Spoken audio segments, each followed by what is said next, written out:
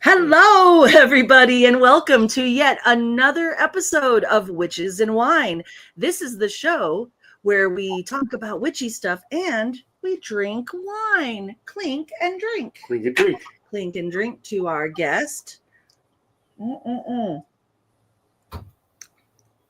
Oh, I like that. Have we had this before? Not on the show, but in life, yes. In life, in our non-show life. In our personal drinking habits, Our personal drinking habits. Well, everyone, welcome. I'm very excited. I am your hostess with the mostest, Lady Lola Stardust. And I'm Silent Stardust.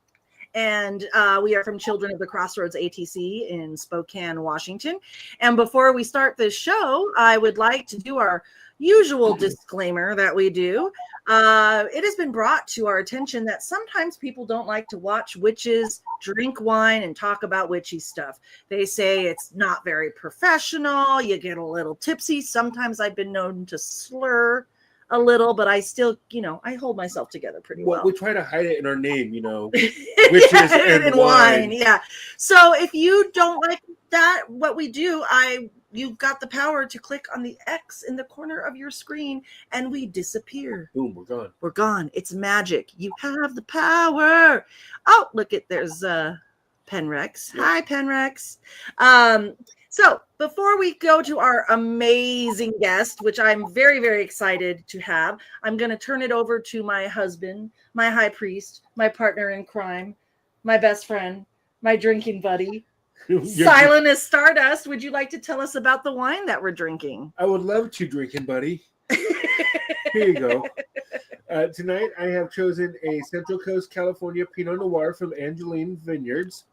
Got lots of berry notes in it, cranberry, a little bit of raspberry, a little bit of cherry. A nice oaking on the back end. 92 points rated, but not expensive. Going to be in that $13 to $15 range. So really easy drinking. Going to pair nicely with just about any food, and not going to be too aggressive to dominate anything. Just really, really nice, subtle, easy drinking wine. Just laid back, and that's kind of the vibe I got from our guest tonight. So I thought it would work well. A laid back wine for a laid back witch. Yep, I like it. Awesome. Well, thank you so much. Well, everyone, I'm very, very happy to have this amazing guest on our show. Welcome, Gina Cole. Welcome to Witches and Wine. Hail and welcome. Yes, hail and welcome, and more drinking. I'm not so sure that anybody who really knows me would call me laid back. Oh. Well, you seem laid back right now. Maybe the energy we were getting in our conversations. This is the first time we've really talked somewhat face to face, so I'm getting a laid back kind of feel. I don't know, but maybe it's the wine. Right. The wine makes everyone at ease. I have settled down a little in my age. In your age, yes. Haven't we all? Well, maybe. Yeah. I don't know. I feel like I've gotten a little more rambunctious as I get older because you get to a certain age where you just don't care anymore. I love it.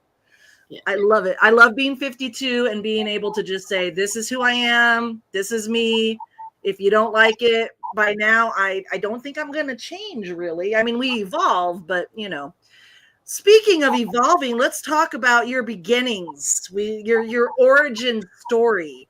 I was reading the very impressive bio on you, that you were actually initiated into your family tradition at the age of 13. I would love to hear about what that family tradition was and what that was like for a 13-year-old. Well, we only ever called it the craft. And I knew it as witchcraft through books that Mom had given me over time. And other than that, I know that it had a Roma line. I know that it had an Irish line. And,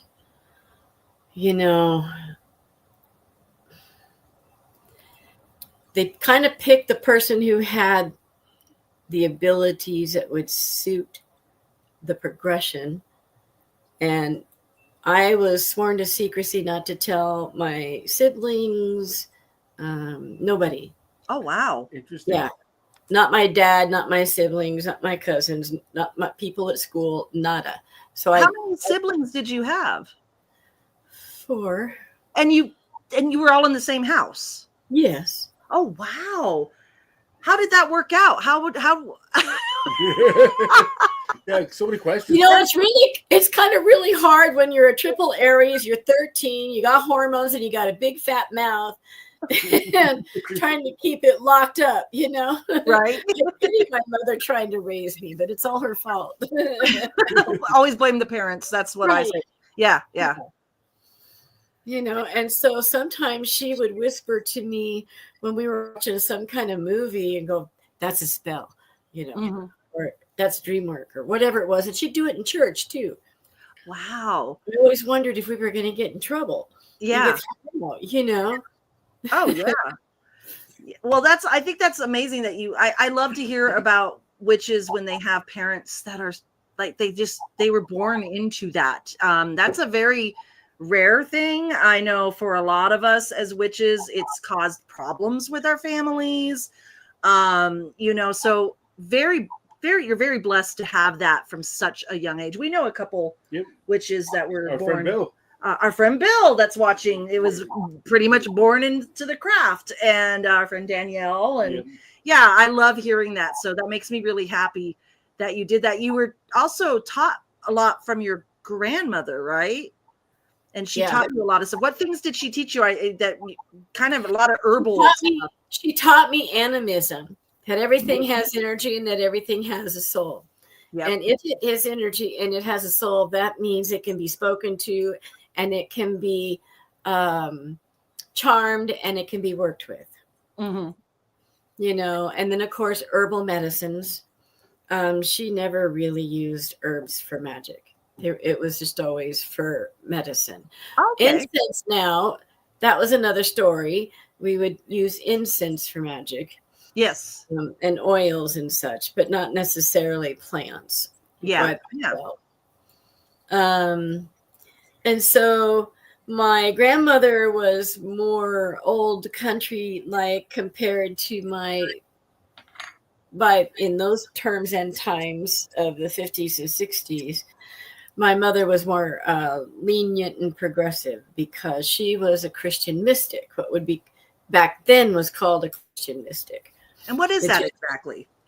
Well, by today's terms, it's a Christian witch, but it goes a little deeper because there is the psychic element to it, the mediumship and other things of that nature to it. And that kind of adds to the word mystic rather than just witch. Yeah. And so that's kind of what that was. Yeah. So you had an interfaith kind of background and foundation, you know, because I had both the foundational old school kind of stuff and then I had the newer stuff. And so I just was really interfaith at that point about most things. Yeah. And so you were taught Hedgewitch, which now for me, a lot of people I've met think of a Hedgewitch as a green witch or an herbal witch, but that's not the kind of Hedgewitch we're talking about, right? Explain what a Hedgewitch is. I know what it is, but I'd like to educate our viewers. I hate to use this word, but it's about the quickest way to get the point across. A Hedgewitch has a shamanic element to it. Yes. In that, the Hedgewitch goes beyond the hedge, beyond the veil. Yes. Beyond into the beyond. And like a shaman, can also bring back information, healing, and magic to be used on this side. Yeah. The other way a Hedgewitch is that Hedgewitch was the old witch out in the woods beyond the village that everybody snuck off to when they really had a problem, but they didn't want anybody to see they were going to. Yeah. You know, that's the other part of what a Hedgewitch is. Yeah. Yeah. But we never called it Hedgewitch in my family. That word came to me many years later. What did you call it? Just witch. just witch. Yeah. It just, I mean, that was kind of the term for all of this stuff, right? You just, when somebody asks me how long I've been a witch, and I'm like, I've never not been one. yeah. And then sorry if you hear our dog in the background. She is in her cage and she is not liking it. So you might hear little whining, and she's going to really try to work us. There she is. So maybe you can't hear. We got a nice microphone. I also read that you had a tradition, or she taught you the knowing. And I do this because it was actually in quotes. What is the knowing? In very short, the knowing is claircognizance. Okay. And it is more or less described that there, out of the ether comes this concrete knowing, and you know it without a shadow of a doubt that this thing is true, and there's no shaking you from that knowledge or belief, and you really have no foundation to base it on either. It's just there. And it's much like UPG, which is unverified personal gnosis, gnosis being the word for knowledge and knowing. Yes. So it's claircognizance, but in our family, it was just the knowing. The knowing. Interesting. Yeah. It's kind of like, it reminds me of The Shining, the movie The Shining, where they're like, you got the shine, boy. That's what it kind of reminds me of. But I mean, that's a whole different story. I love that you got family tradition. Gosh, I envy that. Yeah, I really do. It'd be very cool to grow up with that information, that experience. Yeah. And it was difficult not having peers, but I also, as I grew, realized what a lucky person I was to have that. And that's kind of why I wrote my book, is because I was very well aware others were not that lucky. Yeah. To have someone raise him up through it. Yeah. And that's kind of what I wanted to give our sons, but they're not against what we do as witches. It's just not for them. And of course we're not going to force them into anything, but they are raised around it. They see what we do. Sometimes they see the rituals and the circles that we do. So it kind of gives me like a nice fuzzy little feeling that, okay, they may not choose to go this path. They may choose to be Christian as they get older. They can choose to be whatever they want to be. But I have a feeling that this will be somewhat of an influence on something that they do as they get older, because they're surrounded by it. Yeah. Yeah. And that's the key. Yep. And before my initiation, when I was 13, that previous summer, my mother and grandmother directed me to read the entire Bible. And then I had to go to almost every church in the valley. She would drop me off and then pick me up. I had to go on my own. And I mean, there was like a dozen of them or something. And I was there by myself. And then that culminated at Samhain that year. Yeah. And that's when I came home from school one day to a bunch of people, women in the house. And, because when I got home from school, I don't know, it was about 2:00 in the afternoon, and the other kids didn't get home yet for a couple hours. Yeah. Kind of thing. And so everything was scooped away before the other kids got home. Oh, that's crazy. Oh my gosh. I know, right? Yeah, it's so crazy. Yeah. Secret in your own house. Yeah, secret in your own house. Now, your siblings obviously know now. Do they say anything like, is that what was going on? Or do they know? Well, my brother, I think, always knew. And I think that he may even have been trained without my knowing. Okay. And he later resonated with the Masonic Temple and the Knights Templar, and he's a Grand Poobah, whatever, with all of that. Yeah. Yep. So there's there is this part. I mean, now with internet and computers and everything, the secrets of the craft are, you can look them up, but there's the experiential secrets that we cannot talk about because it's our experience and we can't pass that on to someone else. They have to experience it as well. It's unique for every person. Yeah. You can't describe it because it's different for each person. Yeah. But I was thinking of that because in the coven I was trained in, before I branched off and formed my own coven, I remember they wouldn't let any of us witches, when we would get initiated into our first or second or third degree, we weren't allowed to talk about it, that it was going to happen until after it happened. And I always thought that was interesting because we all kind of knew it was happening, because then because you just know the energy, you know what's going on. But in a way, it was kind of fun because it was like a secret little club, and they wanted that to be just one of the traditions, is to just, don't announce it that, hey, guess what? This Friday I'm gonna get elevated to second degree. It was like mum's the word. We knew we were gonna do it. Our second degree coven members knew it was going to happen because they were part of the ritual and the initiation, so they knew it. But anyone that was under a second degree or even spouses, we weren't supposed to really talk. I told you though, but we weren't supposed to really talk. Oh, we're on camera. No, I didn't tell anyone. I tell my husband everything. Oops. I did too. I told my husband everything. It's the wine. It's the wine. Right. That's the excuse. We got it. But yeah, so it's the secretiveness with your siblings. And of course, now you're like, oh, I think my brother was getting trained in something that I didn't know about. And I find that really fascinating. Right. I kind of did too, because Mom's books were kind of kept secret. And I knew my brother was in the Masons and stuff like that, the Elks and whatnot. And he was in charge of taking care of all of that. My mom died on my birthday in 2010 in my arms. Oh, wow. And so I was like, Sam, Mom's books.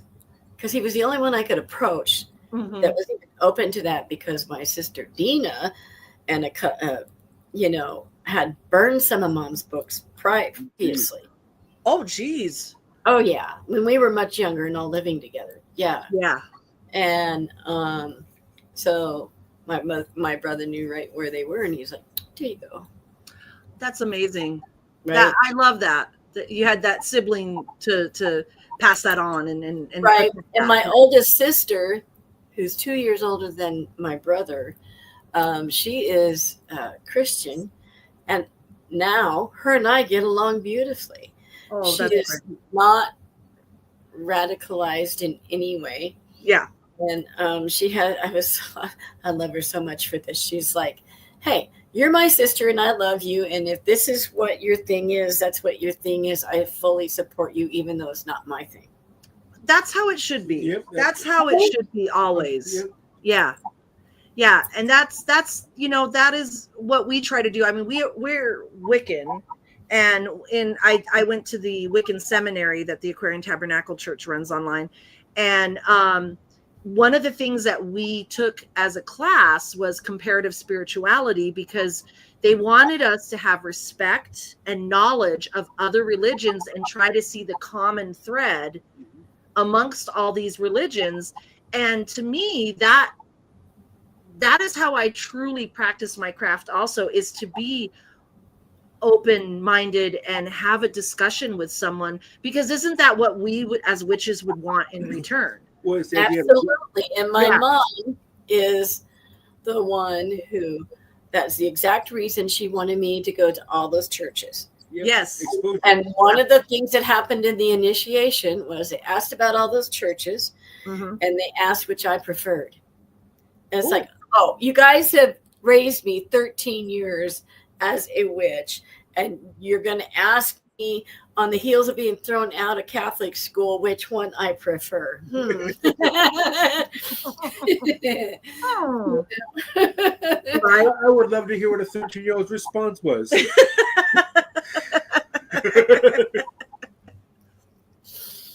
it was interesting. You know, Yeah, we had a little bit of a laugh. yes, that's amazing. I want to talk about, I mean, there's so many things. I was researching you. I was like, I am just grabbing the things that pop out to me. And like I said earlier before we went live, there's no way we're going to cover all this. So that's just an excuse to have you come back, of course. Oh, yes. Yeah, Absolutely. But there are certain things I was like, I did not know this about her. You were a were dual diagnosis counselor. So you obviously went to school for counseling. Did you ever work your craft and your spirituality into that? Yeah, I was a master's of social work that worked in dual diagnosis, which is a combination of mental health and addiction. And I worked mostly in Portland at the detox and the methadone. You know, if I'm going to do it, I'm going to go big and I'm going to go hard, you know, Aries. And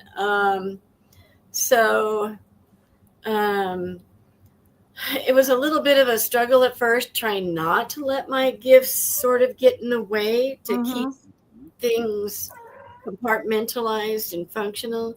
But then at a yard sale, of course, I'm the thrifting queen. At a yard sale, I find this book called Second Sight by Judith Orloff. Okay, yeah. And she's a PhD, and she uses intuition and dream work with her clients. It was like, it gave me permission. Yeah. Right? I was like, oh, thank you, because I just felt compromised to that point. Yeah, yeah. You know?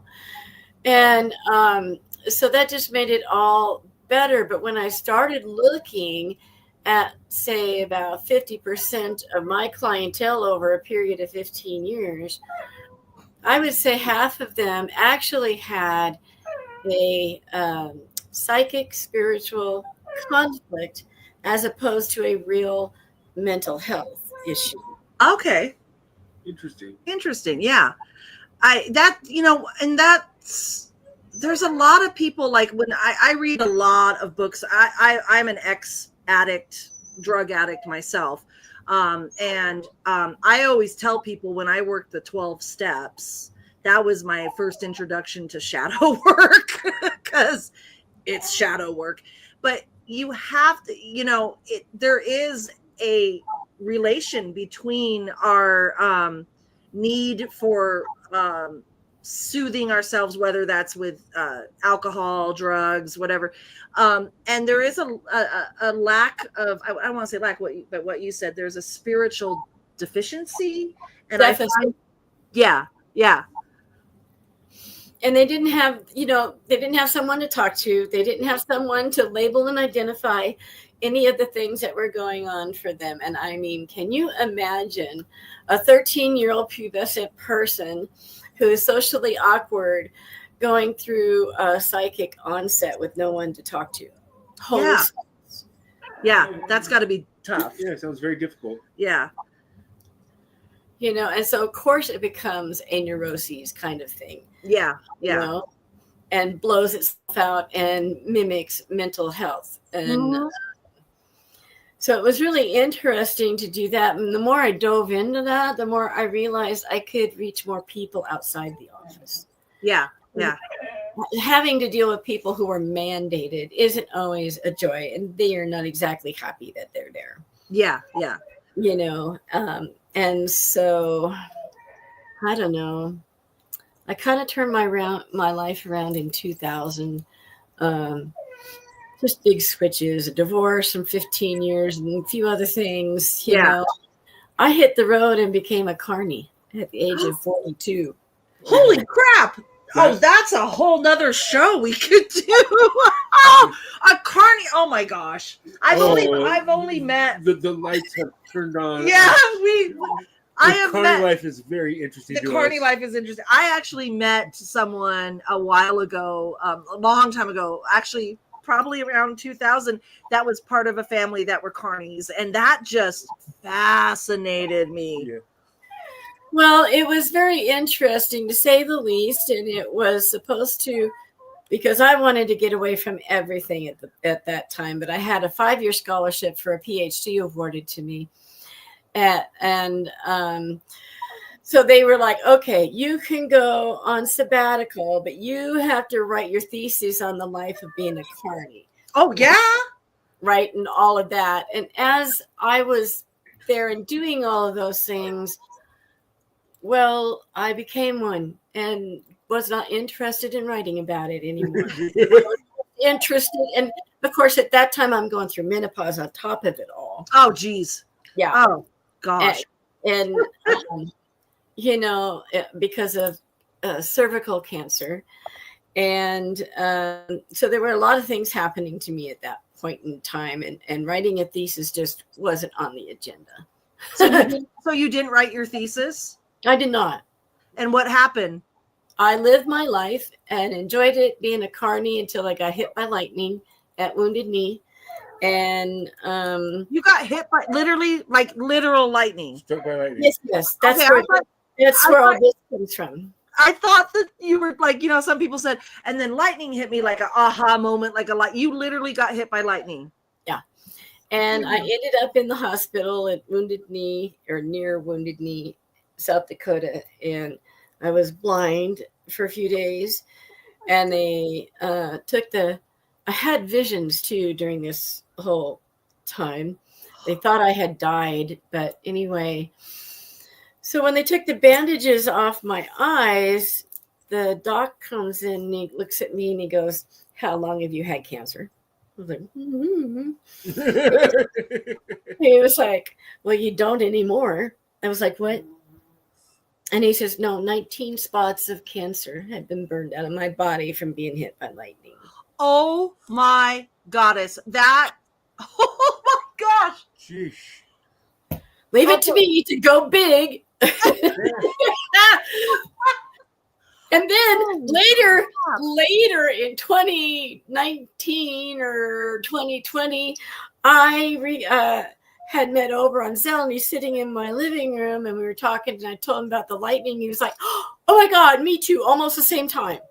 Oh my gosh. Right? Oh my gosh. And he got over cancer too when he got sick. You're going to have cancer people out there with lightning. We're holding forks No, out in the fields. I do not recommend it as a treatment. No, I do not recommend it. Not recommended. We are not doctors, medical this doctors. Is not quackery. We are not doing that. We're not telling people to drink bleach either.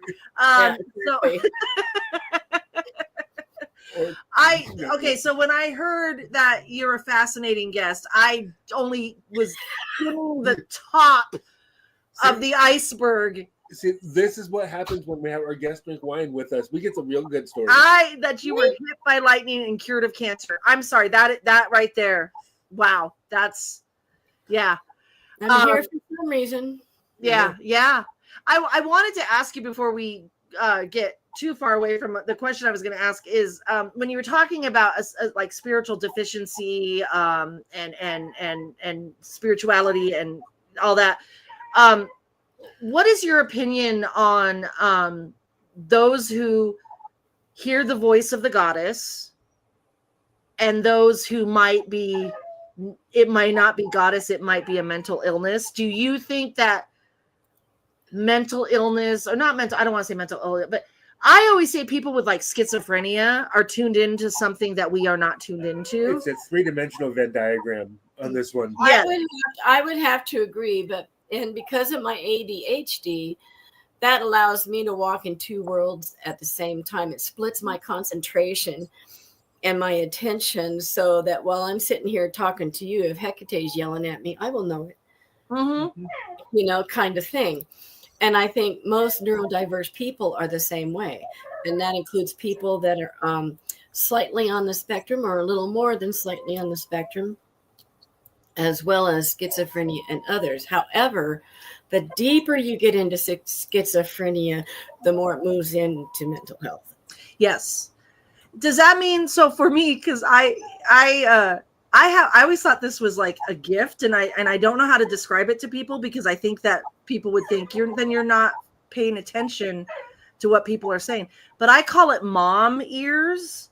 Like I can listen to a full-on conversation with someone, but still know what's going on and hear other conversations and listen to two different conversations at the same time and have a conversation with that person and then go, I'm needed in the kitchen because they can't find this, that, and that. And then I go in there and I always don't like to admit that to people because I don't want them to think that I'm not listening because I'm Hold on, we got some shit to talk about after we get off camera. No, I always do video it. Evidence. Stop. That's twice now. But see, that is low level by location. Yeah. And it's also ADD and ADHD. Yeah. And you know, it can either be explained away with science and medicine, or it can be explained through magic and psychism and spirituality. It just depends on your perspective and your perceptions. We always try to tell people, you know, because I'm an ordained Wiccan minister. And so I have a lot of people come to me for, you know, advice and spiritual guidance and whatnot. But I always say, look, I'm not a medical doctor. So this is what I can do to this point with you. Right. But I am very pro see a mental health provider or go see a doctor if you are seeing flashing lights all the time. You know, that's beautiful. And that, you know, maybe, yeah, right before you see those flashing lights, all of a sudden you're talking to, you know, Zeus or whatever, but also check on yourself, make sure you're healthy, make sure everything's okay.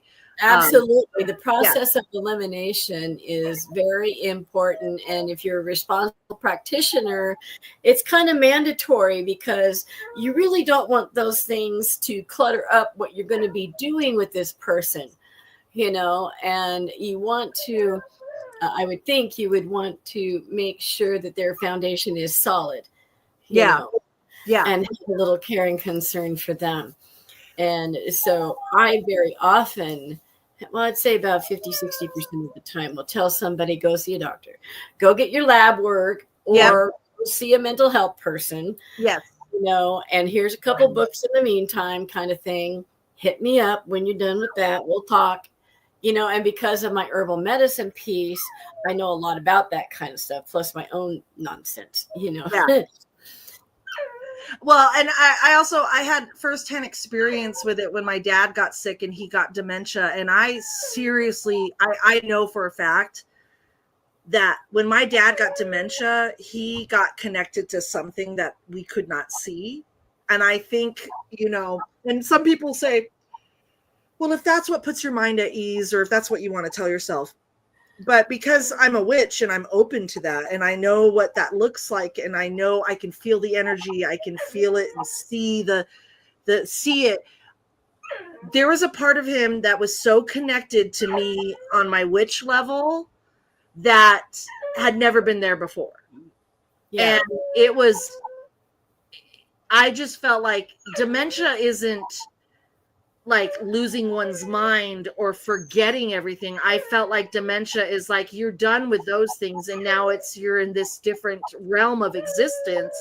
And that is God's or goddess's way of saying, you've already done what you need to do. Now you need to experience this, because you're going to see things and hear things that are going to be frightening, but they're also going to be enlightening. My son and I had that conversation shortly before he died in 2016. Yeah. He was 38. And we kind of had that conversation. Yeah. You know, and it's a tough conversation to have with your own kid. Yeah. I'll give you that. Yeah. Well, I mean, us witches, we look at death so differently. We were talking about that beforehand. Death is, I mean, I feel like that it kind of makes me feel like I'm part of an amazing, privileged group of people where we understand the afterlife. We understand that that's just our soul, just done with this body and ready to go on to something else. We got the secret decoder ring that came in the Cracker Jack box that no one else got. Yeah. Right? Right? Yeah. Absolutely. Oh, I've been where Lola is at, like at a community potluck indoors, and I'm talking to one person and there's 5 others that I'm listening to at the same time. Yeah. And I can answer them from across the room. I do too. You've heard me do that. Yeah, and you're like, he always goes, you always sound like a little surprised, like, how did you hear that when you're talking? And I'm just like, that's just what I. But part of it is the familiarity of mom ears. Yes. Moms hear everything. And more than anything else, you know what moms hear? Silence. Right? Am I right? Quiet. If it's when quiet. all the vibration and all the air and all the sound stops, it's like, wait, what the hell is that? Silence is loud. Yeah, silence is alarm bells. It's loud too. Silence to me is very, very loud. Again, viewers and Kat, the dog is going crazy. If you guys don't mind her background singing, she is adding to the conversation. So you went into the public arena of paganism at the age of 50, into the Rowan Tree Pagan Ministries. Can you tell us about what you mean, or what whoever wrote your bio meant by you went into the public arena of paganism at age 50? What does that mean? Well, it means that in 2010, right before my mother passed away, she gave me permission to be public. Okay. She named me the matriarch of the line because I was the last of the line. And she said, do what you wish with it. Ooh. And, I found a little witch shop in Ashland that my husband and I went into on our first date. And she offered magic classes. And so we started magic classes together. Oh, that's amazing. Yeah. And he was the greatest thing I ever found on Craigslist. That's amazing. And so I was released from my family vow and vow of secrecy. Okay. And that's why so they helped me find a voice because I was terrified of having a voice. Is it okay to say that in public? Am I going to have someone shooting at me for that? Is the sky going to collapse? Whatever, Yeah. And they really helped me to learn how to speak. Sadly, I haven't shut up since. You got the permission and you just are like, okay, here we go. and by 2 years, year and a half, actually, late 2011, I was running it, So I call that, compared to what I had done, I called that public paganism. Okay. And it was open to the public, and we were having public rituals and all that stuff. Yeah. And you said you did the Rowan Tree Pagan Ministries. Was that public for a while and then it went back to non-public? Is that correct? What made you decide to do that? Well, I was attempting to run it public, and my son was very sick with cirrhosis and AIDS, and I just didn't have the spoons, Yeah. And Understandable. no one else kind of wanted to step forward and take it, and it's like, okay, it's gone. Okay, so it kind of went away. Yeah. Yeah. Not for long, because my pal Phaedra Bonowitz was kind of on the local scene at that point. Yeah. And she's not going to let that rest too long. She gave me great space. You know, it was very supportive and all that. And I love her to pieces, and I still kind of wanted to learn what she had to offer. And so she began mentoring me.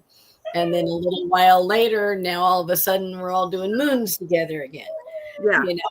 And that became the Coven of the Rising Phoenix. Yeah. Yeah. And then I raised up a priest and priestess for that. And it was pretty well known that that was kind of going to be the thing. Yeah. And it hit just right as I was starting to get super stressed out about my husband being so sick. Yeah. And so I pulled eventually I pulled out of everything. Yeah. I didn't travel. I was still writing hit and miss through a few magazines and stuff like that, but I really wasn't doing much. Well, yeah, you need to take that time to take care of family. I know when my dad was sick, I was the one that was taking care of him. And I had to take so many things off my plate. And then when he passed away, I had to allow myself to grieve, which I didn't, because I started trying to go back into what I took off my plate, because I was like, okay, I'm ready. And then I realized, oh shit, I haven't grieved. And so, but that is a necessity for us as leaders to take care of ourselves. Right. And the burnout can be pretty severe. Oh yeah. I remember this last August, actually, after Mike had passed, I went to Eugene Pagan Pride on August 4th. And I got to meet Tamara Forson from Australia, and her and Phaedra and I and Judy Abbott did the elders panel up there. Mm-hmm. But I remember arriving in Alton Park, walking up, seeing all the tents and all the people. It was so surreal. I had to stop for a minute. Yeah. It was like, oh, I'm not just seeing home in the grocery store. Yeah. Is this real? I mean, it was like my eyes and my brain had to stop and really take it in, to grab it and go, yep, this is reality. Yeah. Yeah. So, and then I went down in September for the Sacramento Pagan Pride. Oh, wonderful. Yeah. And on the elders panel down there. I really like the elders panels. I want to do an interfaith panel at the local college, though. Oh, that would be awesome. Yeah. I love that.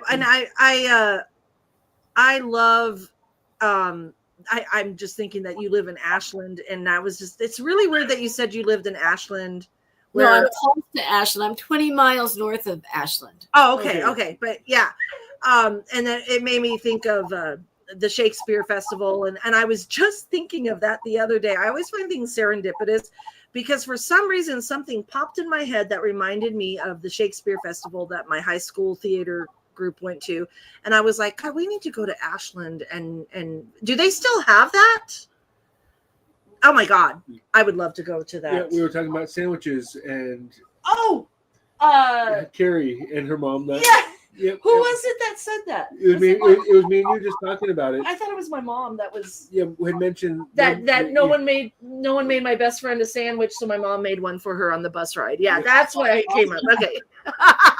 We were talking just the other day. When you were talking about going private again, or the burnout or whatnot, taking things off your plate, we just went through this with our coven. I changed the direction of our coven to be more public, and I'm so happy that I realized that this is my baby. My coven is my baby, and I can raise my baby whichever way I need to, because for some reason I was stuck in this idea that we had to do private circle and private practice and all this, which is what we did, but we had such a small number of people that it wasn't working out. And so I was like, let's do public. Let's offer something public. And that brings me to your Haven that you started, because I decided for the public or the coven to go public before that day that happened a few weeks ago that caught us all off guard. I'll just say Cheetos. But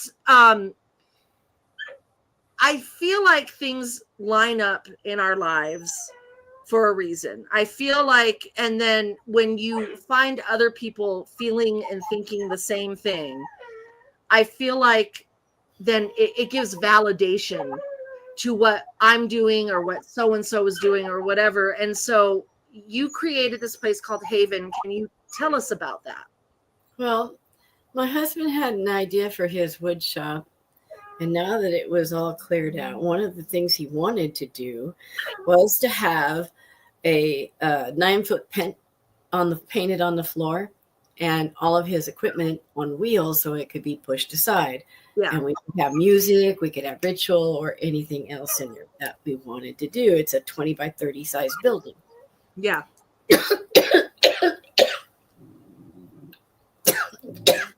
Drink some wine. Yeah. Anyway, now that it was empty, I could make it what I wanted to.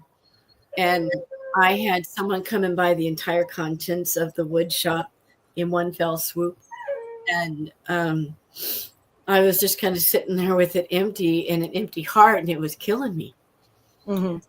And then Harold arrives on the scene, a painter, handyman, raring to fix up and help any kind of pagan community on his walkabout.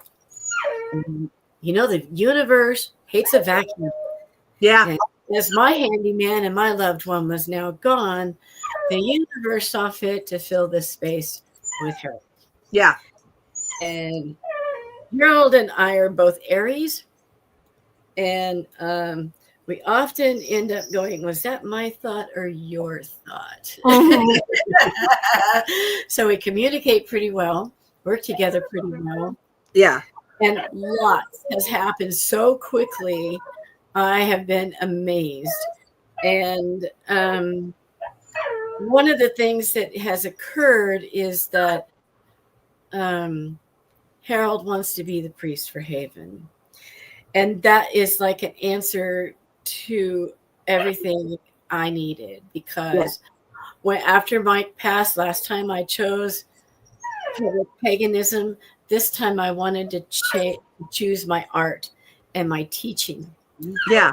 And so that means, and Harold and I talked about it the other day, that means he can turn the wheel and do the rituals and things of that nature, and I will be there to support him and participate, but I don't have to plan it all. I don't have to lead everything and have to have that stress and that burden. He gets that part. Yeah. Yay. Isn't that lovely? Wonderful. Yeah. So we work pretty well in tandem in that respect. You know, and he has his own art of communication with Witchcraft TV Online. Yeah. Which is an amazing thing. I love that he has brought a new method of communicating and passing on pagan beliefs and communities, because the magazines and the newspapers and the blogs are being phased out. Yeah. Unfortunately, but yeah. It is a new era. And he had a lot of foresight to do what he did as early as he did. So I just applaud that very much. Well, I mean, that's what we're doing. You know, we had Selena Fox on a few weeks ago, and she was just like, I really want to give kudos to all of you that are taking this to the next level of being online and using TikTok and YouTube and, you know, all the things to get our message out there and educate people. And, you know, so it's awesome. It's really awesome. Yeah, it is really awesome. And then the election happened, and I was like, uh-oh, because I kind of was going to have it just a personal shop in a sense. Yeah. And then here in Medford, we are in the middle of Trump land. Yeah. Oh, wow. Okay. Oh, yes. I mean, the flags fly. Same here in Spokane. We don't put bumper stickers on our car and stuff. Yeah. You know, it's that crazy. And they've only gotten bolder since. So when the election happened, and I had a few conversations with Harold about some of that and some other folks, I chose to name the place Haven. My husband wanted to name the property something. And so Haven became that name. Yeah. And much of what I'm doing is in honor of my husband and some of the things that he wanted for the property. But also in that I want the local public pagan community to know I have not forgotten them. I've fallen down a little bit, but we're coming back. And I see you and I hear you. And I mean, I've seen all of you on social media. Yeah. And I've not forgotten anyone. And I've been very, very busy because Harold is working my ass off, man. I have muscles that are sore on muscles. I never knew I had. Well, I haven't felt like that since I was on the carnival. well, there you go. Well, you know, we were talking before the show started about this pull, this call, this need to do what we're doing, but do it even more, you know, and create community, create a safe space. And I like to believe that things happen for a reason. I like to, and I think that's us as witches. We are really good at looking at the whole picture and looking at what the best outcome would be for our best and highest selves, or the high, you know. And that was what happened with me too, is like, yeah, I'm here in Spokane. I'm not a popular witch. I'm not someone that gets like thousands and thousands of followers, but I should, dang it. No, but and don't forget to subscribe. No, anyway, but you know, I feel that we are already doing online stuff.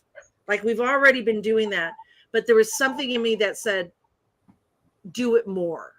Like, do it more for the people that can't get out of their homes, because I'm already providing that on our Discord channel. We were providing a place where people can honor the goddess and learn about witchcraft and all these things. It's same with Harold, what he does online, and other people, what they do online. And do it more. I don't know what that means, but do it more, do it bigger. Well, I have kind of a secret confession here, and again, Harold to the rescue. I despise marketing myself or my book. Yeah, my book, by the way, this little thing right here. Yes.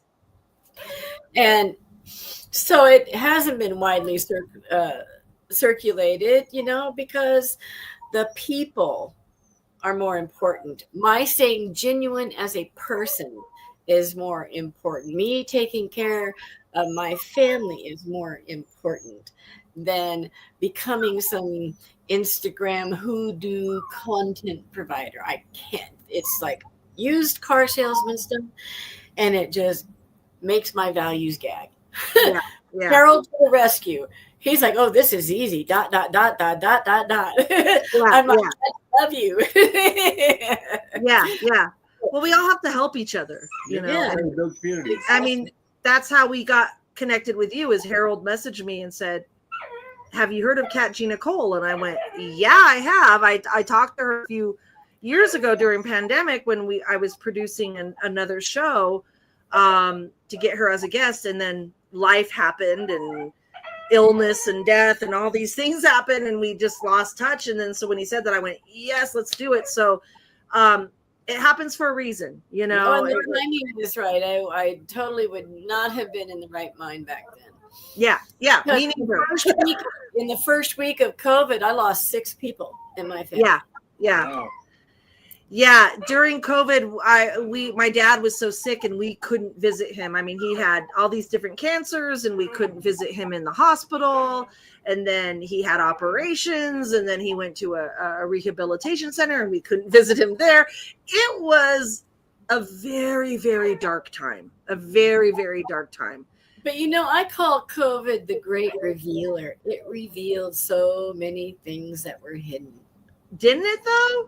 Yeah, it did. And do you know that period of time when they looked at the pollution, and it went down drastically. And Mother Earth was like, okay. You got a breather first. Thank you. I could breathe for a minute. Yeah. Because she's got to breathe for us to breathe. And right. I talked to Oberon Zell about that, and we wrote an article together. I think that got posted in the Green Egg back 21, maybe 22, which is anyway. And it was called "The Day the Earth Stood Still." Yeah. Because I know that Oz and I have been pretty close over the years, and I know he likes some of that pop culture synchronicities, you know. And it made me really think about the day the Earth stood still, in that until the very last minute, mankind will not change until or do something about what they're supposed to do something about until it's almost too late, and they have to. Yeah. And so that kind of became the main body of the article. But if I recall, somehow or another, the lightning coincidence stuck in there somewhere, or did we write a separate article? I don't remember. I'd have to ask Oz. Yeah. We had Oz on. He's been on this show twice. Unfortunately, the last time he was on, we had major technical difficulties. He had a lightning storm where it was He had a lightning storm going on. His internet kept dropping. The sound kept dropping. Then we were trying to do it through the phone. His phone line kept dropping. So that I have to remember that. We got to get Oz back on here. He's one of our favorite people to talk. He has been doing very well. He married Rhiannon. Yep. Over there, I believe in North Carolina. Yeah, Yep. something like that. Yeah. And she is booking him for a lot of different interviews and podcasts and different things. And I'm like, yay, go. Yeah. Good. Well, yeah, we need to hear his words. Oz is such a unique character. Oh my gosh. I call him the Dumbledore of our time. And I mean, it's so accurate. Yeah. We got the privilege of meeting him in person at a festival, and then we just kind of became fast friends with him, and so he's always been very supportive of what we do, and we love Oz. We are Oz people over here. Yeah. So I have a cute story about Oz. So the last PantheaCon was the very first time I'd ever been to anything quite like that, ever. And suddenly this little country witch is going to the PantheaCon with Oberon Zell, and my pal Phaedra didn't take no for an answer. And suddenly I had 3 chapters of a proposed book. I had 5 minutes to pitch to Llewellyn. And I'm like, huh? And they're like, go, you're on. I'm like, okay. And so Katrina Rasbold, my buddy down in Sacramento, and Oberon and Judica Isles were all in the room when I pitched, doing many things. And when I pitched to Llewellyn and gave them the physical chapters, and Katrina came up first and was like, I will endorse that book. And then Oz came up and said, I will endorse that book. And I was just like starstruck. Wait a minute. Did I change timelines? How did I end up in this cluster of stars? Right. And then, so she says, deal, you've got a contract. Oh, and I was, right there. And I was numb. I was just like, huh? And I sort of wandered over to Oz, and he looked down at me and he hugged me and he kissed me until I felt like everything in the world went away. And then he looks down at me and he goes, can you breathe? And I said, he was good. 5 minutes and you're priestess. That's amazing. I put your book there too, the psychic skills for magic and witchcraft. Yes. And you can get that on Amazon. You can get that at Llewellyn. You can get that by Candlelight and Conjure Shop in Salem, Dancing Gypsy in Klamath Falls, the Tea Leaves and Tarot Parlor in Phoenix, and probably anywhere else that they sell such books. Oh, and Buckland Museum carries it too. And would you tell us real quick, you donated some things to, because we're coming up on our hour, but we can only go. So donated some stuff to Buckland Museum. First of all, for those of you that don't know, it's a Raymond Buckland Museum in Ohio, correct? Yes. And I had met them briefly at the last PantheaCon I was at with Oberon and Selena Fox. And so 2 years ago, I coerced Oberon into going to the Eugene Pagan Pride with me. And long story short, a gal whose partner had passed away had collected everything over the last 50 years. That was pagan periodicals and magazines, and Green Egg and Circle Sanctuary and the Gnostica newspaper, even Leo Martello and Doreen Valiente. Wow. It went back to 1964. Jeez. So, Oz was talking. I knew he was about to move back east. And I said, please put it all in my car. Because I knew Oz and I would work together and figure out what was going where, and we did. But my husband didn't see me for a month. This was the 50 years of pagan education that I had not seen. Yeah. Being a sworn solitary. And I was eating it with the spoon, man. I just it alone. And then at one point, Dr. Martello, you could tell that this was typed on his own little typewriter, because back then they didn't have everything we have. Yeah. And all of a sudden I felt his presence over this shoulder, and he was about that far from my back, leaning over going, what are you doing with my work? Oh. I'm just reading it, man. And so I dug through it all, and then finally I came to these two pieces of paper, and they were from 1964 and written by Doreen Valiente. Oh, and my hands began to tremble. Jeez. And it was like, oh my God, and I'm smoking in here? What the? And I'm still trembling. It's like, this doesn't belong to me. Everyone should have this. Yeah. This is not meant to keep private. Yeah. And so I pretty much sent the whole collection to Buckland Museum. That's amazing. Yeah. Have you been to that museum? No, I really, really want to go though. Right? Same here. How did it get? I'm wondering Ohio of all places. Well, because that's where he was at. Reading his stuff, he was in Ohio. Oh, that's right. Yeah. Okay, never mind. My husband knows more than me sometimes. It's crazy. Oh my gosh, we could talk Crazy. we could talk so much more, but we are at the top of the hour. Oh my God. Will you come back and we can talk about more things? Absolutely. Anytime. I'd love to. I would love to hear about your carny days. Yeah. I think maybe we could FaceTime for that. We don't need that one on camera. Yeah, you're like, that's stuff that's private.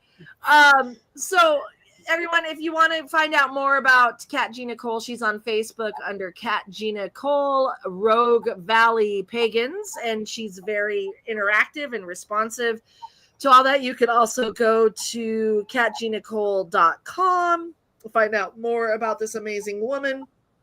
And Haven Temple is a new page, and there we are posting everything about the Haven Temple. Oh, I love it. I love it. And you guys are really, you're close to Washington State, so we'll have to come down and visit. Absolutely. And maybe we could do a live Witches and Wine from the Haven. Wouldn't that be nice? That would be really cool. I would love that. So Children of the Crossroads, we are a nonprofit organization, and we do a lot of public work. We do a lot of public ritual now. And so if you would like to donate to us, our viewers, we have a Venmo. It's COTCATC. We also have a PayPal. CATC. It's a lot of letters, but it's Children of the Crossroads Aquarian Tabernacle Church. COTCATC is easier to say.